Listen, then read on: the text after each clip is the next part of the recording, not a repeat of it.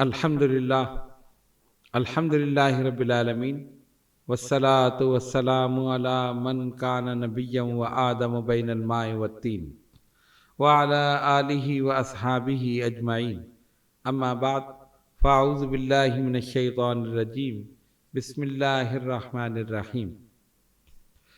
آج ہم آپ کے سامنے حضرت اشرف المشائخ ابو محمد شاہ سید احمد اشرف اشرفی الجیلانی نور اللہ مرقدہ کے حج کے واقعات بیان کریں گے۔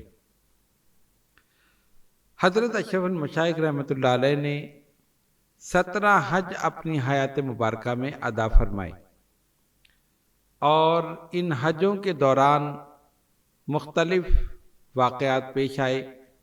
بزرگان دین، اولیاء کاملین کی، ابدال کی، اوتاد کی اور دیگر ہستیوں کی زیارتیں ہوئیں۔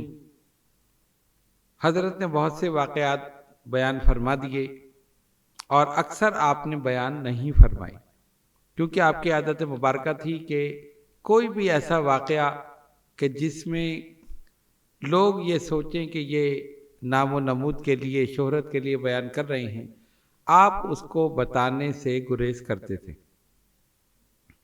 واقعات ہمیں اس طرح پتہ چلے کہ جو لوگ ان اسفار میں آپ کے ساتھ تھے، حجوں کے دوران آپ کے ساتھ تھے، یا کبھی آپ نے محفل میں بیٹھ کر یا اپنے مریدین میں بیٹھ کر واقعات بیان فرمائے، تو اس طرح یہ واقعات ہم تک پہنچے۔ سب سے پہلا واقعہ آپ کے پہلے حج میں پیش آیا، جو بڑا عجیب و غریب ہے اور سننے اور یاد رکھنے کے قابل ہے۔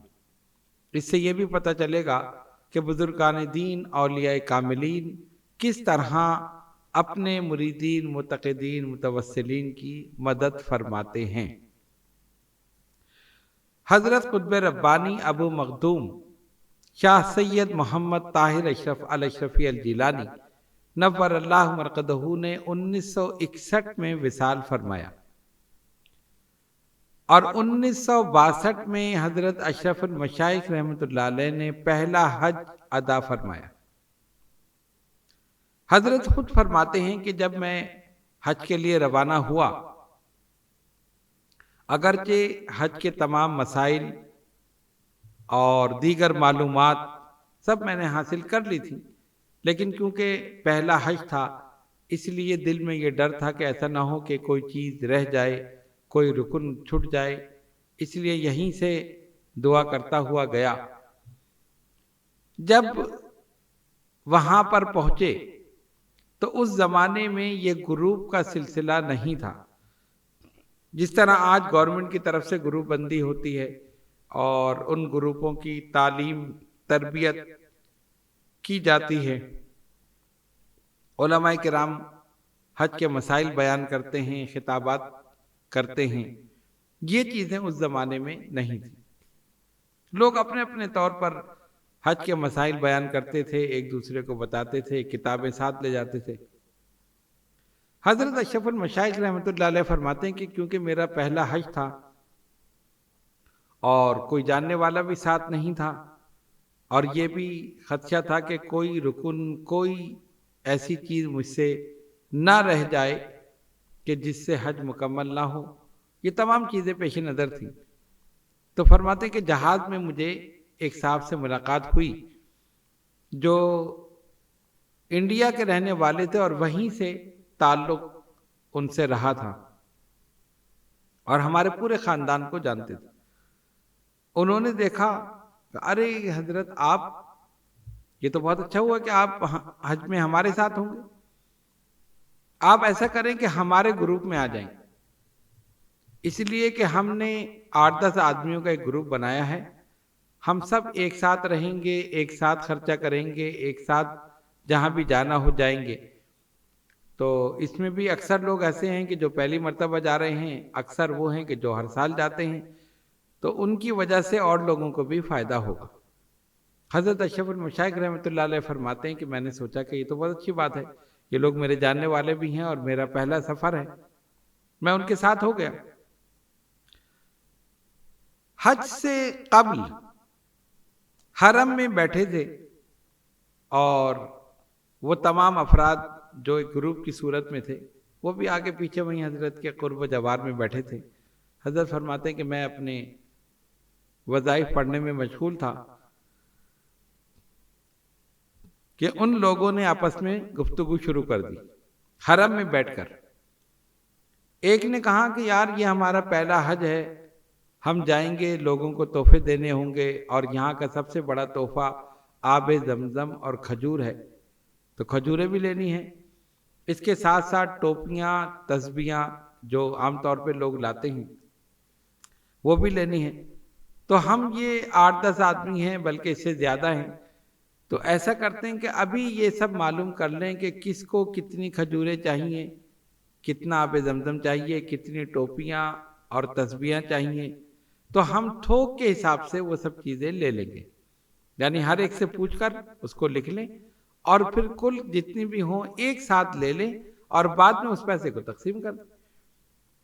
ایک ساتھ لینے میں یہ فائدہ ہوگا کہ ہمیں کم قیمت پر وہ چیز دستیاب ہو جائے۔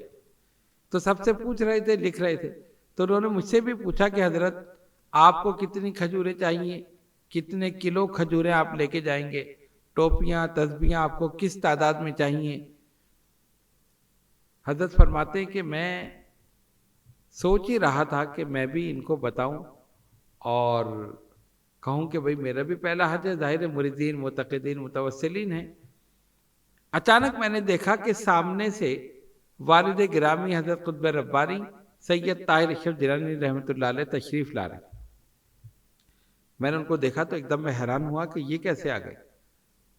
انداز وہی تھا، نیلا تہبند چکن کا کرتا، سفید ٹوپی، ہاتھ میں پیلے رنگ کی تسبیح، اور آہستہ آہستہ چلتے ہوئے باوقار طریقے سے وہ آئے اور فرماتے ہیں کہ میرے بالکل ذہن میں یہ نہیں آیا کہ ان کا انتقال ہو چکا ہے، یعنی ایسا محسوس ہوا کہ یہ بالکل حیات ہیں اور سامنے سے چلتے ہوئے آ رہے ہیں۔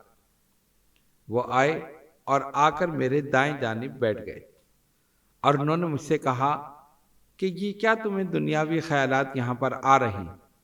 یہ سارے لوگ، یہ سب دنیا دار ہیں، یہ راہ سلوک کی منزل ہے، یہاں پر پھونک پھونک کے قدم رکھنا ہے، خبردار کوئی دنیاوی خیال تمہارے ذہن میں نہیں آنا چاہیے۔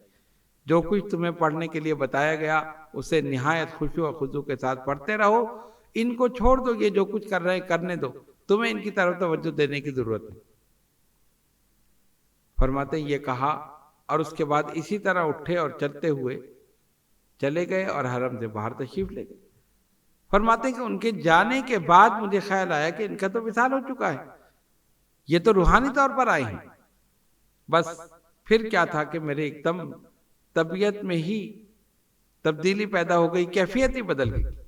اور جب انہوں نے پوچھا کہ آپ کو کتنی ٹوپیاں چاہیے، کتنی تسبیحاں چاہیے، کھجوریں، آب زمزم، دیگر چیزیں، تو میں نے کہا نہیں، میں تو حج کے بعد دیکھ لوں گا، آپ لوگوں کو جو کچھ لینا ہے آپ لے لیں۔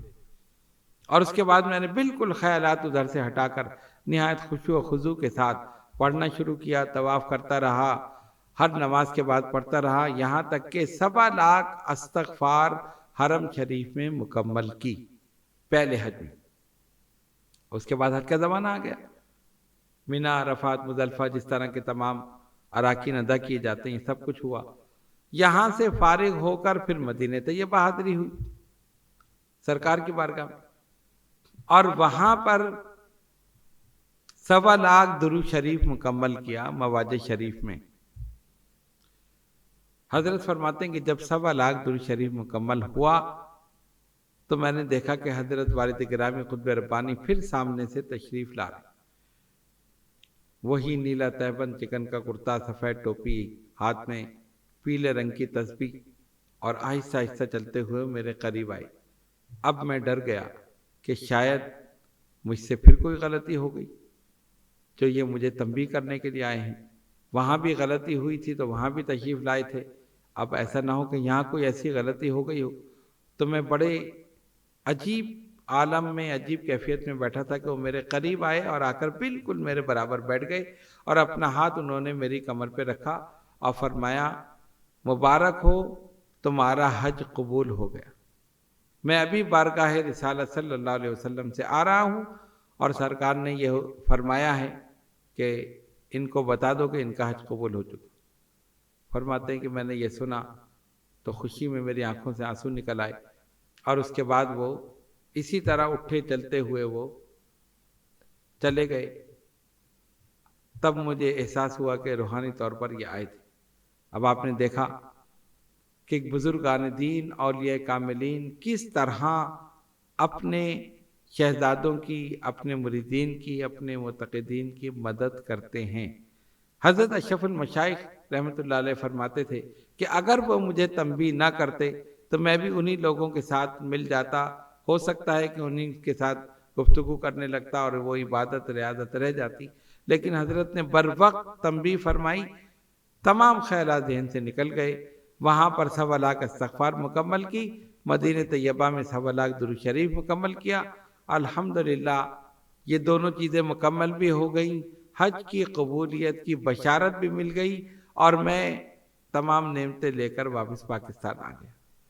اس سے یہ پتہ چلا کہ اگر مرید کا تعلق شیخ کے ساتھ مضبوط ہو، مستحکم ہو، تو شیخ ایسے مقامات پر ضرور اپنے مریدین کی مدد فرماتے ہیں۔ اس لیے ہمیں چاہیے کہ ہم اپنے شیخ کے ساتھ اپنا تعلق مضبوط اور مستحکم رکھیں۔ یہ حضرت کے پہلے حج کا واقعہ ہے۔ اس کے بعد مختلف حجوں میں مختلف واقعات پیش آئے۔ غالباً دوسرے یا تیسرے حج کا واقعہ ہے۔ حضرت کے ایک مرید تھے جو بڑے عقیدت مند، محبت کرنے والے، جب حضرت حج کے لیے تشریف لے گئے تو منا میں ان سے ملاقات ہوئی۔ انہوں نے کہا کہ حضور ایسا کریں کہ آپ ہمارے کیمپ میں آ جائیں۔ آپ نے فرمایا کیوں؟ کہا اس لیے کہ ہمارا کیمپ بہت بڑا ہے، کھانے پینے کا کوئی مسئلہ نہیں ہے، ایک پورا گروپ ہے۔ حضرت نے منع بھی کیا، لیکن ان کا نہیں، آپ میرے ساتھ آئیں، اور حضرت کا سامان زبردستی لے کر اپنے کیمپ میں رکھ دیا۔ حضرت اشرف المشائخ رحمۃ اللہ علیہ فرماتے ہیں کہ میں ان کے کیمپ میں چلا گیا۔ صرف کچھ دیر میں رہا تو میں نے دیکھا کہ وہاں عجیب کیفیت تھی۔ نوجوان جو تھے آپس میں گفتگو کر رہے تھے، عبادت کا، پڑھنے کا کسی کو خیال نہیں تھا۔ ہاں اتنا تھا کہ نمازیں پابندی سے پڑھ رہے تھے، لیکن اس کے بعد دنیاوی گفتگو میں، سیاسی گفتگو میں، دیگر چیزوں میں لگ جاتے تھے، ایک دوسرے کے ساتھ مذاق اڑاتے تھے۔ تو میری پڑھائی میں، وظیفے میں خلل پڑتا تھا۔ تو میں نے ان سے کہا کہ جناب ایسا ہے کہ آپ مجھے اجازت دے دیں، میں کسی اور جگہ چلا جاؤں۔ انہوں نے کہا نہیں حضرت آپ کو یہیں رہنا۔ میں نے کہا نہیں، مسئلہ یہ ہے کہ مجھے پڑھنے میں تھوڑی سی دشواری ہو رہی ہے، یہ سارے نوجوان جو ہیں یہ میری وجہ سے پریشان ہو رہے ہیں، تو میں خود کہیں اور میں چلا جاتا ہوں، آپ لوگ آرام سے رہیں۔ یہ کہا اور میں نے اپنا بیگ اٹھایا اور میں وہاں سے روانہ ہو گیا۔ لیکن اب جب میں وہاں سے نکلا ہوں تو جس کیمپ میں جاتا ہوں جگہ فل ہے۔ اس زمانے میں ایسا نہیں تھا کہ یہیں سے گروپ بن جائیں اور ٹریول ایجنٹ یا کاروان والے جو ہیں وہ اپنے گروپ کے ساتھ ٹھہرائیں، ایسی کوئی صورت اس زمانے میں نہیں تھی۔ انڈیویجول طور پر لوگ جاتے تھے، یا معلم ہوتا تھا تو معلم انتظام کر دیتا تھا۔ اب معلم تو دونوں کا ایک تھا، اور حضرت کا جو گروپ تھا، جو کیمپ تھا، وہ الگ تھا۔ جب وہاں پہنچے تو وہاں دیگر حضرات شامل ہو گئے، اس میں داخل ہو گئے اور ٹھہرنے کی جگہ نہ رہی۔ فرماتے ہیں کہ اب میں پریشان تھا کہ کہاں جاؤں، کہ حضرت کے ایک مرید جو وہیں پر ہی جدہ میں جاب کرتے تھے وہ تشریف لے آئے، اور انہوں نے آ کر حضرت کو دیکھا اور کہا آپ فکر نہ کریں۔ خیموں کی ایک قطار اس طرف جا رہی تھی اور ایک قطار اس طرف، اور بیچ میں ایک کونا سا بن گیا تھا۔ تو معلم نے وہاں پر لا کر ایک ڈرام رکھ دیا تھا کہ لوگ اس میں کوڑا ڈالیں، کیونکہ پہلا دن تھا اس لیے کوڑا وغیرہ اس وقت تک نہیں ہوا تھا۔ تو ان صاحب نے کیا کہ وہ ڈرام اپنے کندھے پہ رکھ کر دوسری جگہ جا کے رکھ دیا، اور وہ جو کونا تھا اس کی تھوڑی سی صفائی کی۔ معلم سے کہا کہ 2 قناتیں مجھے چاہیے، اس نے دے دی۔ ایک قنات انہوں نے ایسے باندھ دی اور دوسری اوپر ڈال دی، تو وہ ایک حجرے کی صورت بن گئی۔ کہا حضور آپ یہاں پر قیام فرما رہے ہیں؟ حضرت نے فرمایا ٹھیک۔ آپ نے اپنا مسلح بچھا لیا، پڑھنے کے لیے بیٹھ گئے۔ انہوں نے عرض کیا حضور کیونکہ میں یہاں ٹھہر نہیں سکتا، اور سعودی گورنمنٹ کی طرف سے یہ اجازت نہیں ہے کہ جو یہاں کے امپلائی ہیں وہ حج کریں اس سال ہم لوگوں پر پابندی ہے، تو لہذا میں چند فروٹ، کچھ کھانے پینے کی چیزیں آپ کو دے جاتا ہوں، آپ وہ استعمال کریں۔ اگر مجھے چھٹی ملی تو دوپہر کا کھانا میں دے جاؤں گا، ورنہ رات میں تو ضرور میں آ کر آپ کو کھانا دوں گا۔ آپ نے فرمایا ٹھیک ہے، آپ چلے جائیں، کوئی ایسا مسئلہ نہیں۔ ان کو گئے ہوئے ابھی چند منٹ ہی ہوئے تھے، تو آپ نے فرمایا کہ ایک صاحب آئے اور انہوں نے اندر آنے کی اجازت مانگی۔ میں نے اجازت دے دی۔ وہ اندر آئے اور آ کر سلام کیا، مصافحہ کیا اور کہا کہ جی حضور، بات یہ ہے کہ ہم لکھنؤ سے آئے ہیں، ہمارا ایک بہت بڑا گروپ ہے اور اس گروپ میں ایک باورچی بھی ہے اور دیگر خدام بھی ہیں۔ ہم سب چیزیں اپنے ساتھ لے کر آئے ہیں، خود پکاتے ہیں، خود کھاتے ہیں، ہمیں کسی قسم کی کوئی تکلیف نہیں۔ ہم چاہتے ہیں کہ آپ بھی دونوں وقت، بلکہ تینوں وقت، ناشتہ، دوپہر کا کھانا، رات کا کھانا، یہ ہمارے ساتھ کھائیں۔ حضرت نے فرمایا کہ نہیں، مجھے کوئی ایسی حاجت نہیں ہے، میرے ایک مرید ہے، مجھے دے جاتے۔ کہا نہیں، اگر آپ کی مہربانی، آپ اجازت دیں، ہم یہیں پر ہی کھانا دونوں وقت پہنچا دیں۔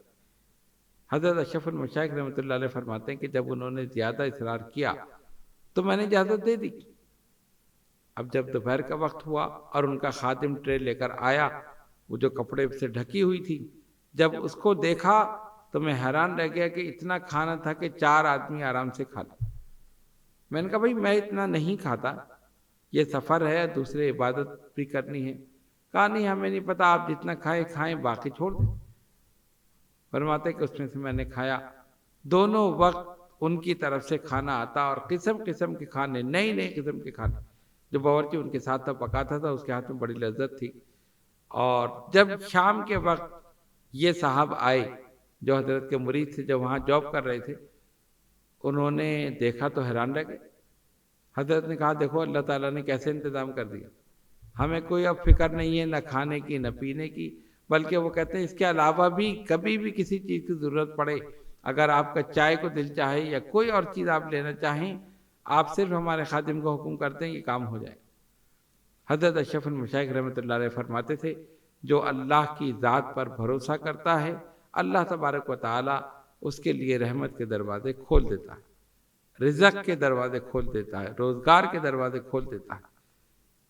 ہم نے اس کی ذات پر بھروسہ کیا، اس نے ایسی جگہ سے دیا جہاں ہمارا گمان بھی نہیں پہنچ سکتا۔ اللہ فرماتے ہیں نا، ہم تمہیں ایسے مقام سے دیں گے جہاں تمہارا گمان بھی نہیں پہنچ سکے گا۔ تو اس طرح وہاں نہایت آرام کے ساتھ وہ سلسلہ ہوا۔ اسی طرح حضرت اشرف المشائخ رحمۃ اللہ علیہ کے حج کا ایک اور واقعہ ہے کہ آپ فرماتے ہیں کہ حج بیت اللہ سے فارغ ہو کر مدینہ طیبہ پہنچا تو مجھے ایک جبے کی ضرورت تھی، یعنی عربی جبہ حضرت زیب تن فرماتے تھے، جلسوں میں بھی، محافل میں، جمعے کی نماز میں، عیدین میں۔ تو فرماتے میں نے سوچا کہ کالے رنگ کا جبہ میں خرید لوں، لیکن پیسے میرے پاس ختم ہو گئے۔ اور عموماً یہ ہوتا ہے کہ حجاج جب مدینہ طیبہ پہنچتے ہیں تو کیونکہ حج سے واپسی کا موقع ہوتا ہے کہ وہاں سلام کر کے پھر واپسی ہوتی ہے 8 دن کے بعد، اکثر لوگوں کے پاس پیسے ختم ہو جاتے ہیں۔ تو حضرت فرماتے کہ میرے پاس صرف 100 یا 150 ریال تھے، میں نے کھجوریں وغیرہ لے لی تھیں، اور تو میں نے یہ سوچا کہ ایک جبہ بھی خرید لوں، لیکن جب اس کی قیمت معلوم کی تو اتنے پیسے میرے پاس نہیں تھے، اور ابھی چند دن بھی باقی تھے، دن وہاں گزارنے تھے، تو وہاں بھی کرائے میں اور ویسے بھی پیسوں کی ضرورت تھی۔ تو میں نے سوچا کہ کس سے مانگوں، کس سے کہوں۔ پھر خیال آیا کہ چلو نبی پاک علیہ الصلوۃ والسلام کی بارگاہ میں حاضر ہو کر عرض کروں۔ اب دیکھیے حضرت کا تعلق بارگاہ رسالت صلی اللہ علیہ وسلم سے کتنا تھا، اس واقعے سے اندازہ لگائیے۔ حضرت اشرف المشائخ رحمۃ اللہ علیہ فرماتے ہیں کہ میں مواج شریف حاضر ہوا، ہاتھ باندھ کر با ادب سرکار کی بارگاہ میں صلاۃ السلام کا نذرانہ پیش کیا، اور اس کے بعد عرض کی یا رسول اللہ صلی اللہ علیہ وسلم، سرکار مجھے ایک کالے رنگ کا جبہ چاہیے، اور اس وقت جو اس کی قیمت تھی، کہا کہ یہ اتنی قیمت ہے اور میرے پاس اتنے پیسے نہیں ہیں کہ میں وہ خرید لوں۔ میں یہ چاہتا ہوں کہ نہ میں کسی سے قرض مانگوں نہ کسی کا میرے اوپر کوئی احسان ہو، اور جبہ بھی میں لے لوں۔ آپ کوئی ایسی صورت پیدا فرما دیں کہ کوئی آ کر خود بخود مجھے دے دے اور میں وہ جبہ خرید لوں۔ حضرت فرماتے ہیں کہ میں نے یہ عرض کی اور میرے دل کو اطمینان ہوا اور ایسا محسوس ہوا کہ میرا کام ہو گیا۔ میں نے پھر دوبارہ بادب سلام پیش کیا اور وہاں سے واپس روانہ ہوا۔ ابھی میں کچھ ہی دور چلا تھا کہ میرے والد گرامی قطب ربانی حضرت ابو مخدوم شاہ سید محمد طاہر اشرف الاشرفی الجیلانی رحمۃ اللہ علیہ کے ایک مرید جو بمبئی میں رہتے تھے اور وہاں سے حج کے لیے آئے تھے، انہوں نے مجھے دور سے دیکھا اور دوڑتے ہوئے آ کر میرے لپٹ گئے اور کہا آپ تو میرے شہزادے ہیں، میرے پیر دادے ہیں، کتنے دن کے بعد ملاقات ہوئی۔ اور حقیقت بھی یہ تھی کہ کافی عرصے کے بعد ان سے ملاقات ہوئی تھی۔ انہوں نے فوراً اپنی جیب میں ہاتھ ڈالا اور اتنے ہی ریال یعنی جتنے کا جبہ تھا، جو قیمت میں نے سرکار کی بارگاہ میں عرض کی تھی کہ سرکار اتنے ریال کا یہ جبہ ہے، آپ یقین کریں کہ حضرت فرماتے کہ میں حیران رہ گیا، اتنے ہی ریال انہوں نے بڑی عاجزی انکساری کے ساتھ اور محبت کے ساتھ عقیدت کے ساتھ مجھے پیش کیے کہ یہ نذرانہ آپ میری طرف سے قبول کر لیں۔ اور جب میں نے ان کو روکا تو ان کا نہیں، آپ میرے پیرزادے، آپ میرے شہزادے ہیں، اتنے دن کے بعد ملاقات ہوئی ہے، یہ نذرانہ آپ قبول کر لیں۔ فرماتے ہیں کہ یہ کہا اور اس کے بعد وہ آگے بڑھ گئے اور میں دوبارہ پھر واپس مواج شریف پھر میں حاضر ہوا، دوبارہ با ادب سلام عرض کیا اور سرکار کا شکریہ ادا کیا کہ آپ کی نگاہ کرم، آپ نے ایسا انتظام فرما دیا کہ نہ مجھے قرض لینا پڑا، نہ کسی کا احسان ہوا، بلکہ دینے والے نے نہایت عقیدت کے ساتھ، محبت کے ساتھ اور خوشامد کر کے اس نے مجھے دیا۔ یہ ہے نگاہ کرم نبی پاک علیہ الصلوۃ والسلام کی۔ حضرت فرماتے ہیں کہ پھر میں مارکیٹ گیا اور میں نے اتنے کا وہ جبہ لیا، بلکہ اس قیمت سے کم میں مجھے وہ مل گیا، باقی پیسے بھی میرے پاس بچ گئے اور نہایت آرام کے ساتھ یہ سفر مکمل ہوا۔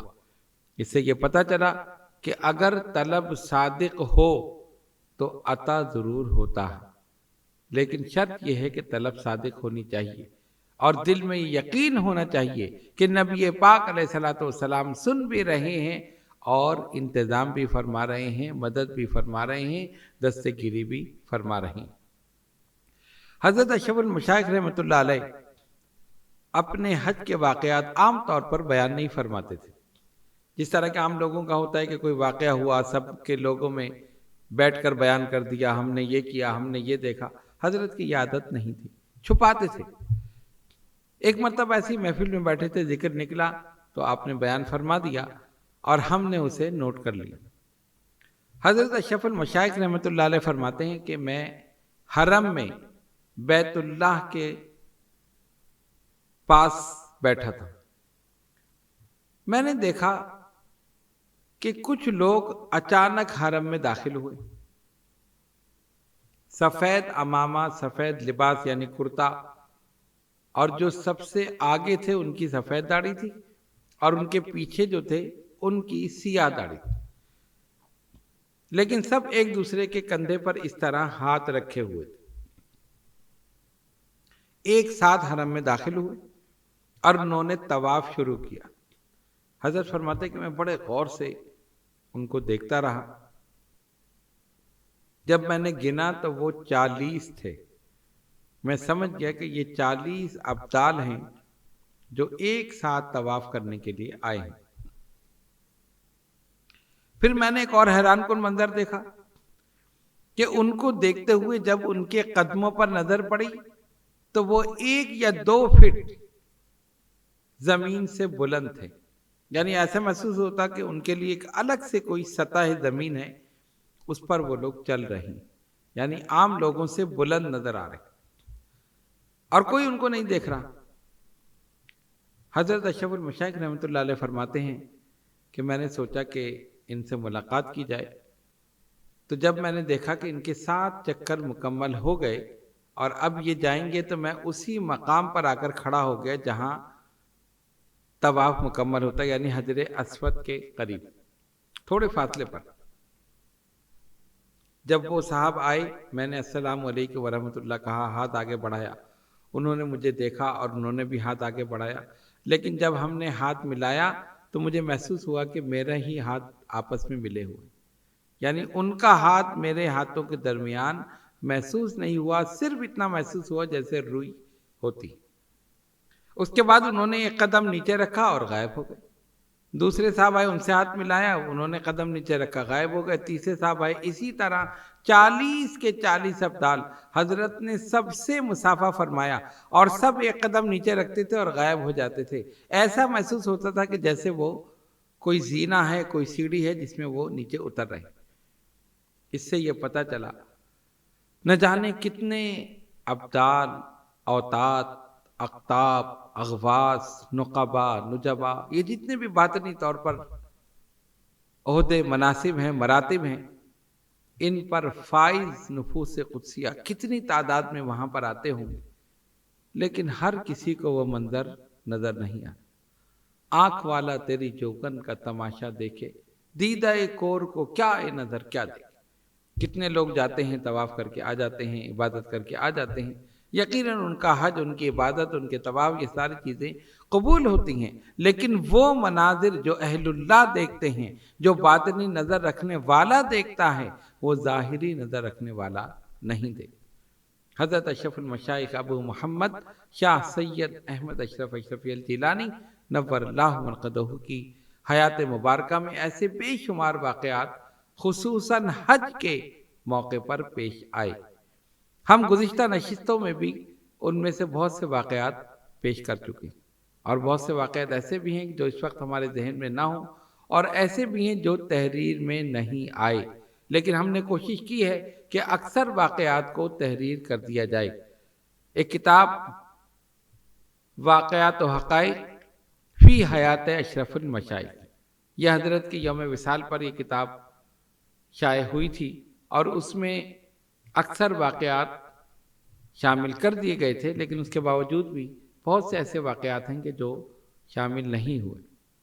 اگر صرف حج کے واقعات ہی بیان کیے جائیں، اور صرف حج کے واقعات میں جن بزرگان دین سے ملاقات ہوئی، ابدالوں سے ملاقات ہوئی، اقطاب سے ملاقات ہوئی، غوث پاک کے نائبین سے ملاقات ہوئی، اسی طرح دیگر روحانی طور پر جن جن شخصیات سے ملاقات ہوئی، اگر ان سب کو تحریر کیا جائے تو پوری ایک مکمل کتاب بن سکتی. لیکن وہی بات ہے کہ حضرت نے اپنے آپ کو چھپایا، اپنے مقام اور مرتبے کو ظاہر نہیں کیا. اسی سے آپ اندازہ کر سکتے ہیں کہ جو وہاں بیٹھ کر ابدالوں کی زیارت کر لے، ان سے ملاقات کر لے، بزرگان دین سے روحانی طور پر ملاقات کر لے، اس کا اپنا روحانی مقام اور مرتبہ کیا ہو. اللہ تبارک و تعالی بے شمار رحمت نازل فرمائے حضرت اشرف المشائخ ابو محمد شاہ سید احمد اشرف اشرفی الجیلانی نور اللہ مرقدہ کے مرقد مبارک پر، اور ان کی نالین سے لگے ہوئے ذروں کے صدقے میں ہم سب کے گناہوں کو معاف فرمائے. ان کی طرح استقامت، عبادت، ریاضت، مجاہدہ، چلہ کشی اور معمولات پر استقامت عطا فرمائے.